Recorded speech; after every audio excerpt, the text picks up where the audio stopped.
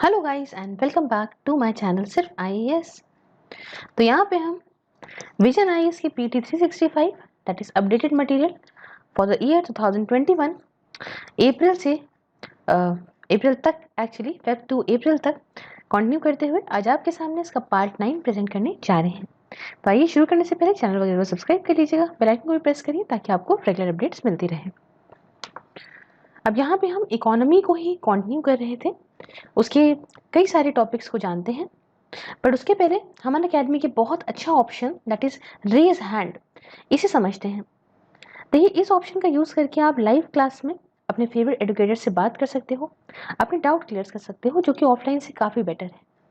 And ये जो best thing है इनकी लाइव मेंटरिंग प्लेटफॉर्म, इससे थ्रू आप personal coaching, doubt solving, test series evaluation, daily answer writing, ये सिर्फ कहने में इतना अच्छा नहीं बल्कि प्रैक्टिकली ये बहुत ज़्यादा अच्छी चीज़ है।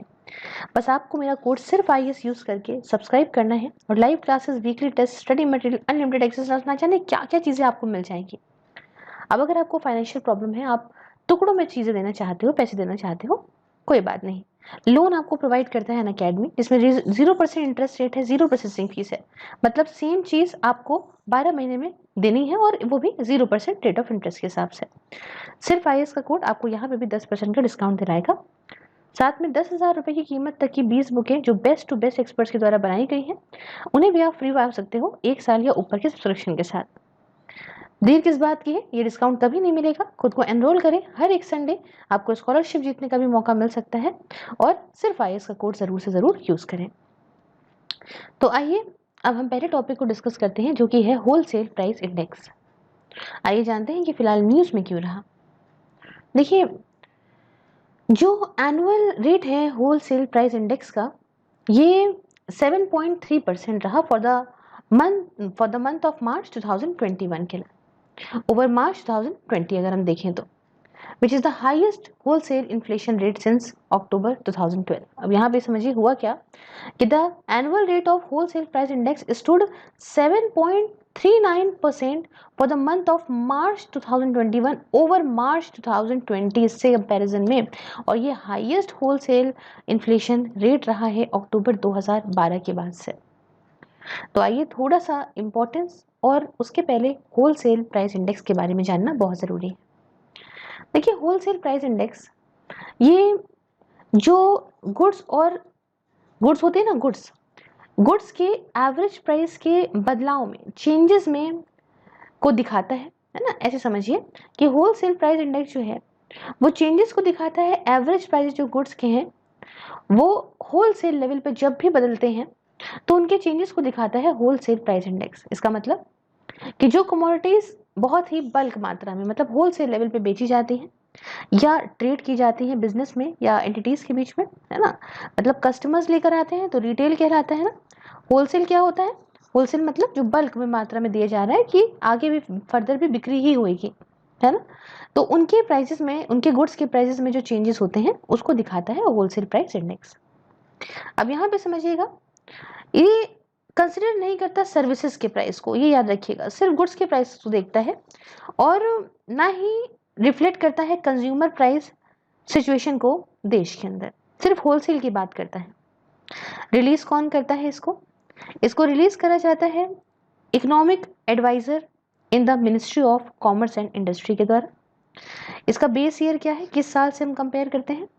इसके बेस ईयर ऊपर समझ गए होंगे 2011-12 को लिया गया है और उसको रिवाइज करा गया था 2017 में फ्रॉम 2004-5। इसके पहले ये जो है वो 2004-5 लिया जाता था, लेकिन 2017 में इसको रिवाइज करके 2011-12 को बेस ईयर ले लिया गया।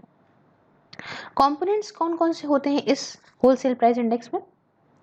देखिए, जो इंडेक्स है ये बेस्ड होता है wholesale prices of the basket of 697 commodities की, जिनमें 3 ग्रुप के अंदर कैटेगराइज करा गया है। पहले ग्रुप को तो कहते हैं भाई प्राइमरी आर्टिकल्स, दूसरा जो है वो हो गया आपका फ्यूल एंड पावर, और तीसरा जो है वो आता है मैन्युफैक्चर्ड प्रोडक्ट्स। ठीक है, तो अभी मैं आपको बहुत ही अच्छे से कंपोनेंट्स समझाऊंगी बास्केट के, बट थोड़ा सा उसके पहले हम समझते हैं कि सिग्निफिकेंस क्या है ना। कंपोनेंट्स तो मैं समझाऊंगी, मैंने तीनों कंपोनेंट्स आपको समझाए ना, primary articles, fuel and power and manufactured products, उसको हम समझेंगे बहुत अच्छे से। बट उसके पहले ये जानते हैं कि आखिरकार क्या इंपॉर्टेंस है इस होलसेल प्राइस इंडेक्स की। देखिए, एक डिफ्लेटर के तौर पे यूज करा जाता है अलग अलग नॉमिनल मैक्रो इकोनॉमिक वेरिएबल्स में, जैसे कि ग्रॉस डोमेस्टिक प्रोडक्ट, जीडीपी वगैरह में। ये एक डिफ्लेटर के तौर पे, इन्फ्लेटर होते हैं ना, ऐसे डिफ्लेटर के तौर पे इसको यूज किया जाता है, या भाई यूज करा जाता है for the purpose of escalation clause in the supply used, use for the purpose of escalation clause in the supply of raw material, machinery and construction work के लिए, है ना, ये जैसे बढ़ोतरी वगैरह को देखते हुए। और WPI मतलब होलसेल प्राइस इंडेक्स जो है, ये सब इंडेक्स, इसे मतलब इज ऑल्सो है सब इंडेक्स, इसके अंदर भी होलसेल प्राइस इंडेक्स है ना, इसके अंदर भी एक सब इंडेक्स है जिसे बोलते हैं WPI फूड इंडेक्स। मतलब इसमें क्या है, ये wholesale price index food products का आता है अंडर मैन्युफैक्चर्ड प्रोडक्ट्स और food article under primary article. तो ये जो है वो कंज्यूमर प्राइस इंडेक्स के साथ मिलके, consumer price index food price index के साथ मिलके पब्लिश करा जाता है ये सेंट्रल स्टैटिस्टिक्स ऑफिस के द्वारा, ताकि फूड का इन्फ्लेशन, यहाँ आप देख सकते हो यहाँ पूरा कुछ लिखा हुआ है, ताकि फूड का इन्फ्लेशन जो है वो मेजर करा जा सके। ठीक है, तो एक चीज समझिएगा, इनमें से अगर कुछ भी ना समझ में आ रहा हो, है ना, इन केस, तो आप मुझे सिर्फ IS सेल्स, ये टेलीग्राम का मेरा पर्सनल चैनल है, आप मुझे यहाँ टेक्स्ट करके अच्छे से समझ सकते हैं। ये मत सोचिएगा मैम इसकी मीनिंग नहीं बताई, उसकी मीनिंग नहीं बताई। एक्चुअली में समय थोड़ा कम है, तो बहुत डीप में नहीं जा रही हूँ, और बहुत डीप में जाने का मतलब है फिर ये PT अपडेटेड बहुत टाइम बाद कंप्लीट होगी, इसलिए थोड़ा सा जल्दी से कर रहे हैं और अच्छी तरह से करने की कोशिश कर रहे हैं, बट जल्दी करें। इन केस किसी को नहीं समझ में आता है तो मैंने आपको एक सोर्स बता दिया। चलिए, अब हम जो समझ रहे थे कंपोनेंट्स की बात कर रहे थे, है ना, तो थोड़ा सा वाइट स्क्रीन पे आके समझते हैं कंपोनेंट्स। अगर हम WPI बास्केट के देखें, तो जैसे कि मैंने आपको 3 चीजें बताई कि एक होते हैं प्राइमरी आर्टिकल्स, फिर होता है यहाँ पे फ्यूल एंड पावर, और फिर होता है आप यहाँ पे मैन्युफैक्चर्ड प्रोडक्ट्स। तो जो प्राइमरी आर्टिकल्स होते हैं उनके अंदर 117 आइटम्स आते हैं, जो फ्यूल एंड पावर है उसके अंदर 16 आइटम्स आते हैं, और मैन्युफैक्चर्ड प्रोडक्ट्स के अंदर 564 आइटम्स आते हैं। अब देखिए, जैसे कि मैंने ऊपर आपको समझा रही थी ना मैं, कि भाई एक सब इंडेक्स भी होता है इसके अंदर, WPI फूड इंडेक्स। तो देखिए इन दोनों से इसे हम निकालेंगे कैसे। प्राइमरी आर्टिकल में देखिए, एक यहाँ पे होते हैं फूड आर्टिकल और दूसरे आते हैं यहाँ पे नॉन फूड आर्टिकल। ठीक है, फूड आर्टिकल में जैसे cereals, paddy, wheat, pulses, vegetables, fruits, है ना, फिश और एग्स, मीट, है ना, मिल्क, स्पाइसेस, कंडिमेंट्स, ये सब आते हैं। वही जगह नॉन फूड आइटम्स में अगर हम बताएं तो fibres, oil, seeds, minerals, crude petroleum वगैरह आते हैं। फिर दूसरा हमने देखा फ्यूल एंड पावर, इसका वेटेज मैं बताऊं तो 13.15% होता है, और प्राइमरी आर्टिकल्स का वेटेज बताऊं तो 22.62% होता है। वेटेज भी याद रखिएगा। तो सेकेंड वाला जो है फ्यूल एंड पावर, इसके अंदर कोल, इलेक्ट्रिसिटी एंड मिनरल ऑयल जैसे कि पेट्रोल, डीजल, LPG वगैरह आएगा। और वही जगह जो हम मैन्युफैक्चर प्रोडक्ट की बात करेंगे तो इसका वेटेज सबसे ज़्यादा है 64.23%। अब इसमें भी यहाँ पे दो हैं, एक होते हैं मैन्युफैक्चर्ड प्रोडक्ट्स और एक होते हैं मैन्युफैक्चर्ड फूड प्रोडक्ट्स। तो मैन्युफैक्चर्ड प्रोडक्ट्स में तो आपके जैसे textile, apparels, paper, chemical, plastic, cement, metals वगैरह आ गए। वही जगह मैन्युफैक्चर्ड फूड प्रोडक्ट्स में हमारे शुगर, टोबैको प्रोडक्ट्स, वेजिटेबल्स और एनिमल्स ऑयल वगैरह, फैट्स वगैरह आते हैं। आई होप आपको ये समझ में आया होगा जो तीनों बास्केट की हमने बात करी।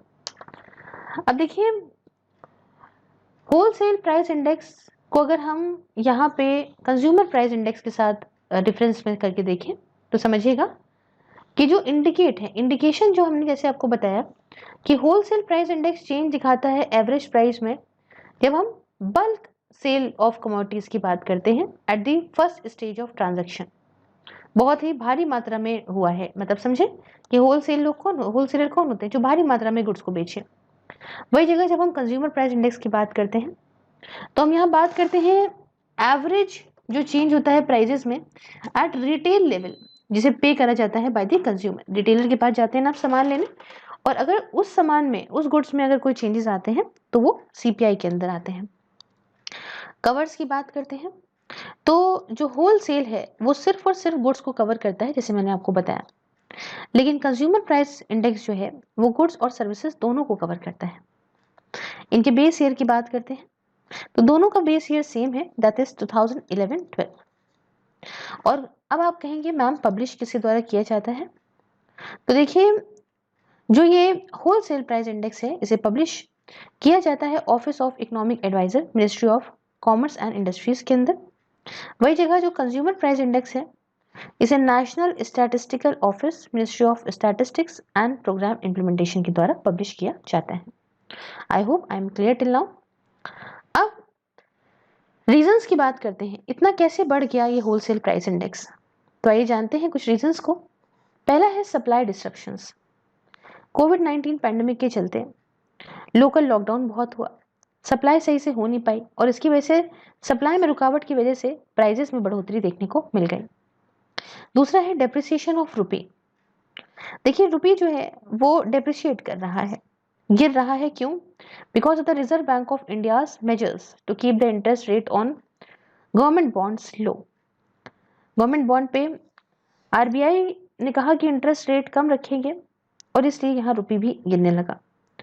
साथ में जो फॉरेन पोर्टफोलियो इन्वेस्टर जिसे एफपीआई कहते हैं, है ना, एफपीआई जो इन्वेस्टर्स हैं हमारे, वो भी यहाँ से हमारे यहाँ से इन्वेस्टमेंट ले गए और इससे एक्स्ट्रा प्रेशर पड़ गया रुपी के ऊपर।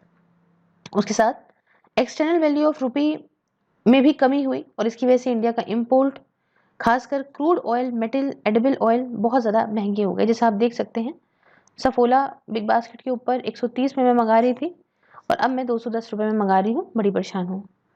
खैर, अब मैंने इस पे वीडियो भी एक बनाई है कि टॉप, आप में यहाँ प्लेलिस्ट जो है वो टॉप न्यूज़ में जाके देख सकते हैं कि why prices rise in the edible oils के प्राइजेस क्यों राइज करे हैं। ओके, अब नेक्स्ट बात करते हैं तो rise in price of commodities, ये क्या है? देखिए क्रूड ऑयल के प्राइसेस, पेट्रोलियम के प्रोडक्ट के प्राइसेस, बेसिक मेटल जो है उनके प्राइसेस, ये सब बढ़े हैं मार्च 2021 में अगर आप कंपेयर करो पिछले साल से। तो उसके साथ सीजनलिटी ऑफ प्रोडक्ट्स, देखिए समर सेट्स इन, जो पेरिशेबल प्रोडक्ट्स हैं खासकर वेजिटेबल्स वगैरह, ये जानते ही हैं महंगे हुए जाते हैं। और अनरिलायबिलिटी ऑफ डेटा, देखिए एनुअल रेट मार्च में बहुत तेजी में बढ़ा, या आप कह सकते हो कि लो बेस रेट रहा, एज डेटा फॉर मार्च 2020 जो रहा था वो काफ़ी लो रिस्पॉन्स रेट के तहत जो है कंप्यूट किया गया था, निकाला गया था। हो सकता है इस वजह से ये चीज़ बैलेंसिंग ना आई हो, है ना, एक तरफ झुकाव देखने को मिला है। मंथ ऑन मंथ मार्च 2021 से आपका फरवरी 2021 से लेके मार्च 2021 अगर हम ऐसे देखें तो रेट ऑफ इन्फ्लेशन जो है वो 1.57% रहा, तो बढ़ोतरी तो देखने को मिली है। अब मेन बात आते हैं कि क्या इम्प्लीकेशंस हैं। देखो इंक्रीज इन रिटेल इन्फ्लेशन, देखो जब होलसेलर से सामान महंगा मिलता है तो ऑब्वियस सी बात है कि रिटेल में भी हायर इन्फ्लेशन देखने को मिलेगा। तो सामान जनता को भी महंगा मिलेगा।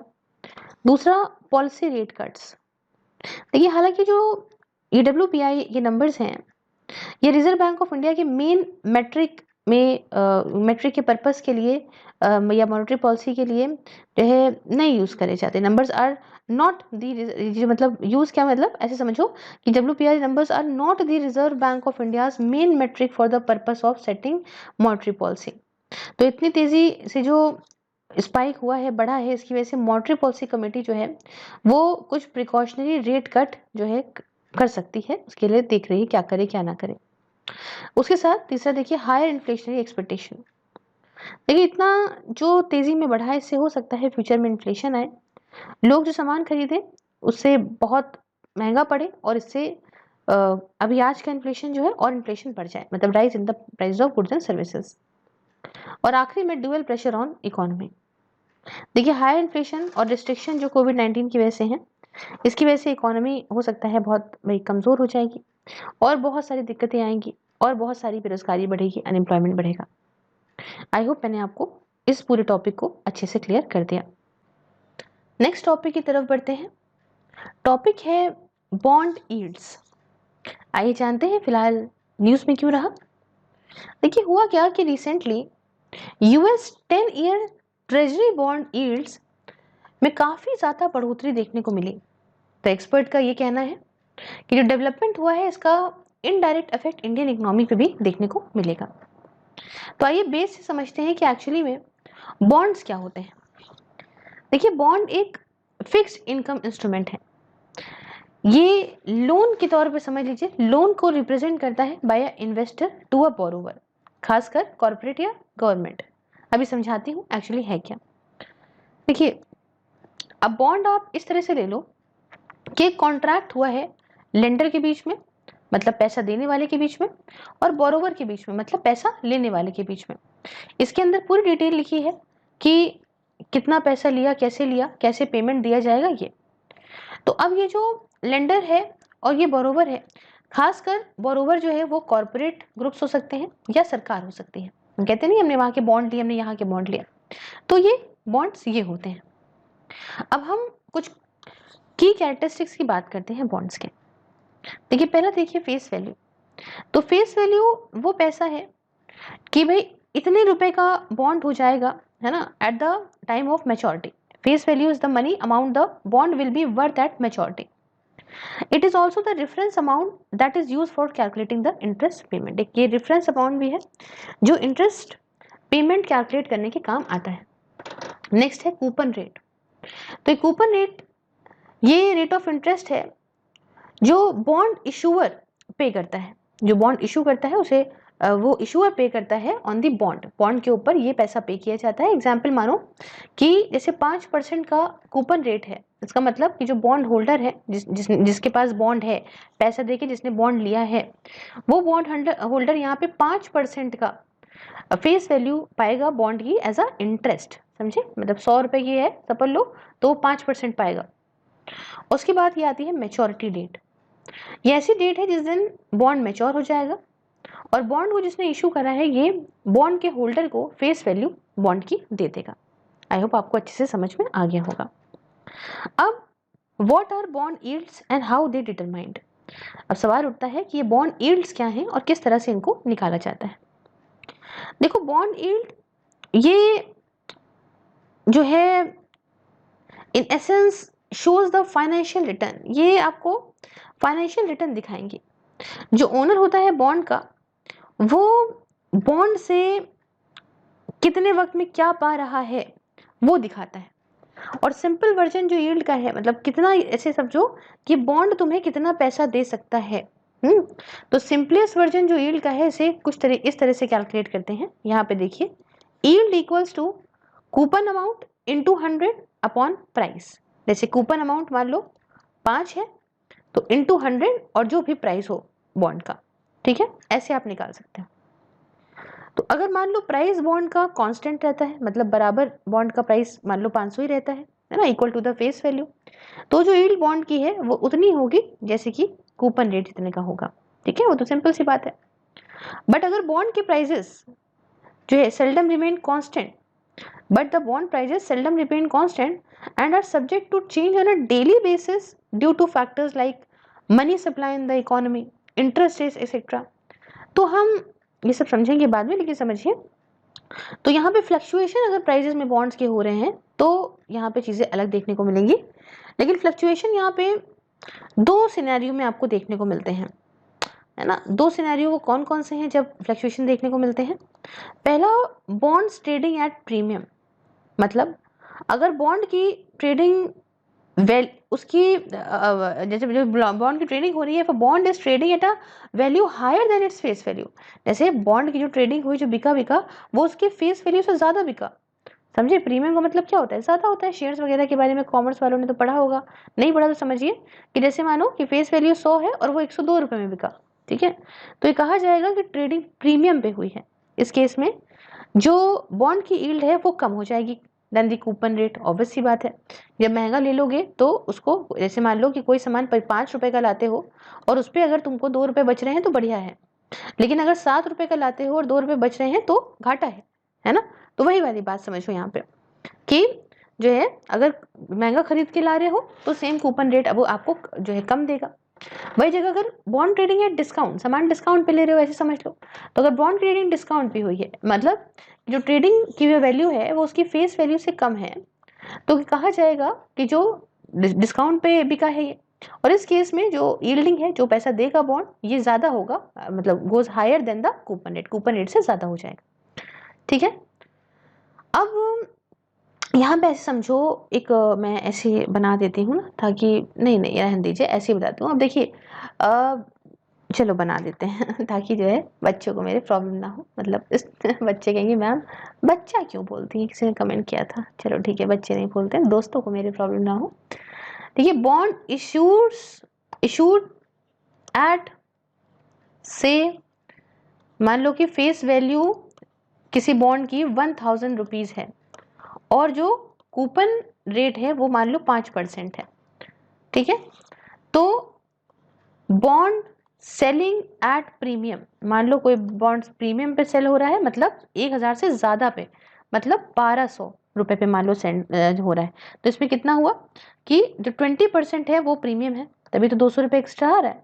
लेकिन अगर बॉन्ड जो है वो सेलिंग एट डिस्काउंट है, मान लो 800 रुपये में सेल हो रहा है, तो इसका मतलब कितना निकालोगे, 20% डिस्काउंट है। ठीक है, ऐसे समझो।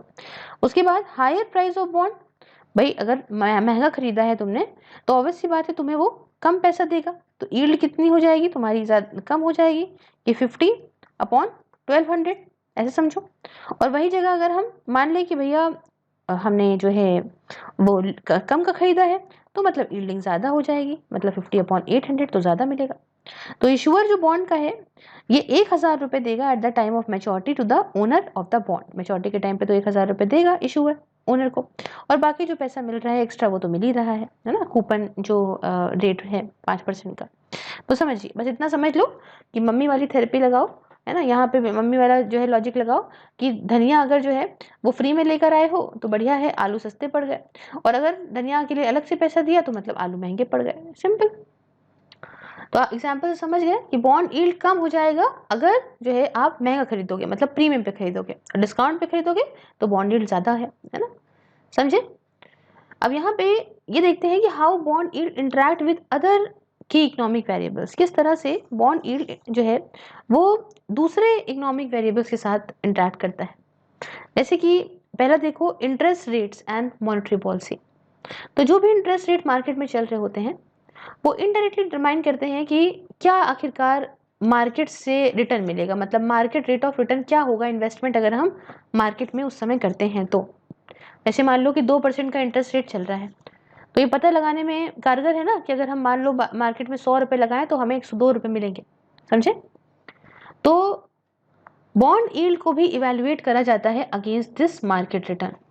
फॉर एग्जाम्पल, अगर मान लीजिए कि मार्केट रेट रिटर्न का 10% है ना, एग्जाम्पल के तौर पे हम मानते हैं कि मार्केट रेट जो है वो इन्वेस्टमेंट का आपका 10% चल रहा है और बॉन्ड का कूपन रेट 5% है, तो इन्वेस्टर जो है वो बॉन्ड को अट्रैक्टिव क्यों मानेंगे, बिल्कुल नहीं मानेंगे, उसके प्राइस कम हो जाएंगे। और दूसरी तरफ अगर मार्केट रेट रिटर्न का 1% ही चल रहा है लेकिन बॉन्ड कूपन रेट 5% है, तो इन्वेस्टर कहेंगे वाह भाई बॉन्ड में पैसा लगा दो, और उसके प्राइस यहाँ पे इंक्रीज हो जाएंगे। साथ में जो इंक्रीज है बॉन्ड प्राइस का, इसकी वजह से क्या होगा, फिर से बॉन्ड यील्ड कम हो जाएगा, है ना, आपको पैसा बॉन्ड कम देगा, तो ये समझिएगा यहाँ पे।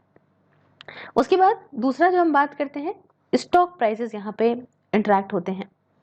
देखो जो गवर्नमेंट बॉन्ड हैं ये एक प्रॉक्सी के तौर पे जो है एक्ट करते हैं for the risk free rate जो कि मार्केट में चल रहा है। इसीलिए अगर सरकार जो है वो बॉन्ड यील्ड करती है ज़्यादा, तो यहाँ पे रिटर्न जो दिया जाता है स्टॉक मार्केट के द्वारा ये अपने आप कम हो जाता है, लेस अट्रैक्टिव हो जाता है ना। यहाँ पे कोई क्यों जाएगा, अगर सरकार यहाँ पे ज़्यादा पैसा दे रही है बॉन्ड से, तो भाई कोई क्यों जाएगा स्टॉक मार्केट में पैसा लगाने। तो इससे क्या होता है कि जनरल डिमांड कम हो जाती है, प्राइस कम हो जाता है स्टॉक्स का, क्योंकि जो चीज़ लेने के लिए बंदा नहीं दौड़ता उसके प्राइस अपने आप ही कम हो जाते हैं। और अगर मान लो कि जो बॉन्ड की यील्डिंग है ये कम है, तो ऑब्वियस सी बात है इसका ऑपोजिट इफेक्ट पड़ेगा, लोग भागेंगे शेयर मार्केट की तरफ और शेयर के प्राइस ज़्यादा हो जाएंगे। हाँ, तो जितनी ज़्यादा बॉन्ड की यील्ड, ये इनडायरेक्टली बोरोइंग कॉस्ट को भी कंपनीज की यहाँ बढ़ा देती है, एज वेल एज इंडिविजुअल्स की भी। क्यों? क्योंकि ऐसा मानो कि मान लो बॉन्ड ज़्यादा पैसे दे रहा है तो लोग उसको लेने के लिए भागते हैं और उसके दाम बढ़ जाते हैं।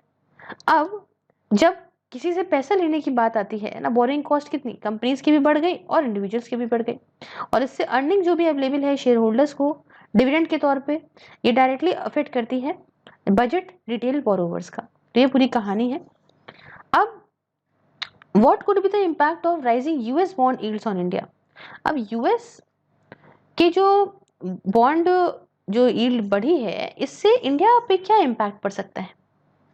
देखिए, कैपिटल एक कंट्री से दूसरी कंट्री में ही जाती है ना, ये तो आप जानते हैं कि एक बड़ी इकोनॉमी बन गया है पूरा सब कुछ, और ये बदलाव आते रहते हैं मार्केट के अंदर, चाहे डायरेक्टली चाहे इनडायरेक्टली। इसका इम्पैक्ट तो कुछ दूसरी बड़ी बड़ी इकोनॉमीज पे पड़ता है।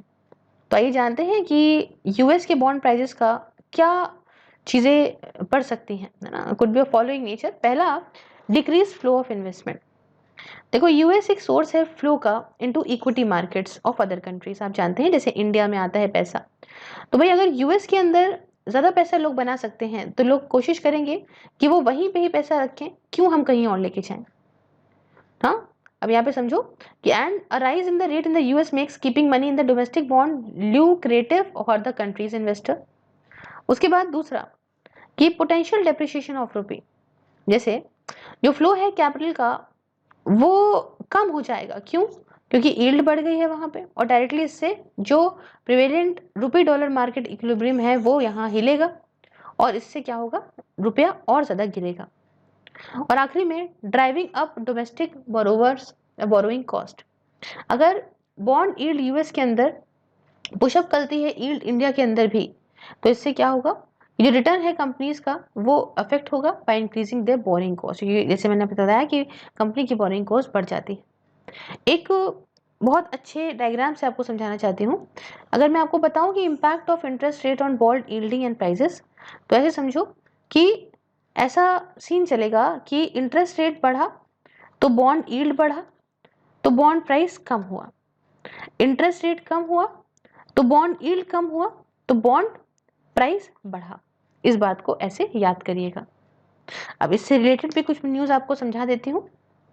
वो ये है कि गवर्नमेंट सिक्योरिटीज एक्विजिशन प्रोग्राम, अब ये एक recent bimonthly monetary policy announcement है। रिजर्व बैंक ऑफ इंडिया ने इसे अनाउंस करा है एक नए प्रोग्राम को, जो है government securities acquisition programme to purchase government bonds. Government bonds को आप परचेज कर सकते हैं worth ₹1 lakh crore in the first quarter of financial year 2022 में। तो ये बहुत बढ़िया। आइए कुछ बात इसके बारे में जानते हैं। देखिए, अनकन्वेंशनल मॉनेटरी पॉलिसी टूल है। जैसे ओपन मार्केट ऑपरेशंस होते हैं ना, है ना, कि भैया रेट कम करना, ज़्यादा करना, गवर्नमेंट सिक्योरिटीज़ को बेच देना, वापस ले लेना, है ना, purchase and sale of government securities. RBI जो करता है सरकार के बिहाफ पे, ताकि जो मार्केट है उसमें जो बदलाव आ रहे हैं, इन्फ्लेशन डिफ्लेशन, उसे कंट्रोल कर सकें। ये उसी तरीके का कुछ है। उसके साथ डिफरेंस अगर बताऊं ओपन मार्केट ऑपरेशन और इस गवर्नमेंट सिक्योरिटीज एक्विजिशन प्रोग्राम के बीच में, तो आरबीआई पीरियोडिकली गवर्नमेंट बॉन्ड्स को परचेज करता है मार्केट से ओपन मार्केट ऑपरेशन के थ्रू, आप जानते हैं, सब कुछ कंट्रोल करने के लिए। वही जगह जीसैप की बात करें तो there is a upfront commitment by central bank to the markets, है ना। एक सेंट्रल बैंक आरबीआई की कमिटमेंट है मार्केट्स में कि ये बॉन्ड्स को जो है वो एक स्पेसिफिक वर्थ की स्पेसिफिक अमाउंट में ही परचेज करेंगे, है ना। ये जो गवर्नमेंट सिक्योरिटीज एक्विजिशन प्रोग्राम है ना, ये एक तरह का ओपन मार्केट ऑपरेशन है, लेकिन थोड़ा सा अलग कैरेक्टर है इसमें। इसमें बात कह दी गई है, देखो भैया सीधी सीधी बात ये है कि हम परचेज करेंगे bond worth a specific amount. मतलब कुछ एक आई एम सो सॉरी, मैंने थोड़ा सा यहाँ पे जो है गड़बड़ निकल गया मेरे मुंह से। देखिए, इन्होंने कमिट किया है सेंट्रल बैंक ने। इसके अंदर क्या बदलाव है कि जीसैप के अंदर ये है कि सेंट्रल बैंक ने मार्केट से कहा कि ये परचेज करेंगे bond worth a specific amount, एक पर्टिकुलर अमाउंट का बॉन्ड जो है वो परचेज करेंगे। ठीक है, मैंने बोल दिया था कि एक पर्टिकुलर अमाउंट पे, उसके लिए आई एम रियली सॉरी। तो यहाँ पे ओवर हो जाता है हमारा ये वाला पार्ट भी। मिलते हैं आपसे नेक्स्ट पार्ट में, और तब तक के लिए ध्यान रखिएगा अपना। बहुत लंबे लंबे बनाने का कोई मतलब नहीं है, एक साथ में एक बना दूंगी जिसमें सारा कुछ एक बार में फुल होगा। तो thank you so much for discussion. And सिर्फ IAS कोड का ज़रूर यूज़ करिएगा। मैं वहाँ पर इंटरनल सिक्योरिटी भी बढ़ा रही हूँ। ज्वाइन करिए मुझे, और कोर्सेज परचेज करने के लिए सिर्फ IAS सेल्स मुझे कॉन्टैक्ट करिए। Thank you so much, have a nice time.